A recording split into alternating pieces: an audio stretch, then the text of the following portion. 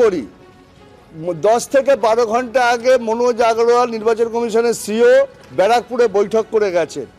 কোনো রকম দুষ্কৃতিকে tolerance, no tolerance, zero tolerance. আর দেখো ঠিক তার মধ্যেই বিজেপি কর্মীর বাড়িতে বোমা। দাদা আপনার বাড়িতে কেন, কারা বোমা মানে? তৃণমূলের লোকেরা। কোন জায়গায় বোমা মেরেছে দেখান তো একটু। প্রথম বোমটা এখানে চার্জ করে, হ্যাঁ, কটার সময়? তখন রাত 2:30 বাজে। হ্যাঁ, তারপরে দ্বিতীয় বোমটা চার্জ করে এখানটা, দ্বিতীয় বোম এখানে চার্জ করে, তার ভাইব্রেশনে এই জানলার কাঁচ ফাঁচ সব ভেঙে যায়। আপনি কোথায় ছিলেন? আমি ওখানটাই, আমার পাশে বিছানা আছে, অল্পের জন্য হয়তো আমি বেঁচে গেছি প্রাণে। প্রচণ্ড ভয়ের মধ্যে রয়েছি, বা পাড়ার আশেপাশের লোকেরা প্রচণ্ড ভয়ের মধ্যে রয়েছে। কারণ কি এরকম ভোর রাতের দিকে এরকম বোম চার্জ করা বা এরকম একটা বাজে কাজ করা, কতটা আতঙ্কে আছে? প্রচণ্ড আতঙ্কের মধ্যে রয়েছি। আতঙ্কে কতটা আছেন? শুনুন, আমাদের আতঙ্কের থেকে তো আমাদের পরিষ্কার করার কথা বলেছিলেন নির্বাচন কমিশন, কিন্তু কোনো কিছু আমরা তার কোনো লক্ষণ পাচ্ছি না।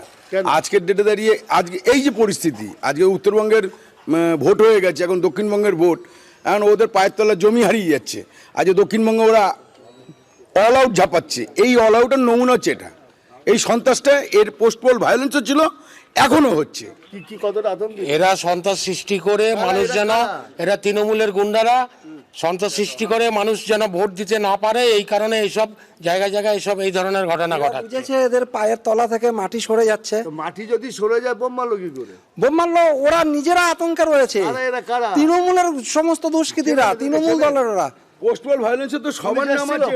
পুলিশ এসেছিল রাত্রে, কিন্তু পুলিশ এসে দেখে চলে গেছে, আর কিছু বলেনি। অ্যারেস্ট এখনো কিছু হয়নি।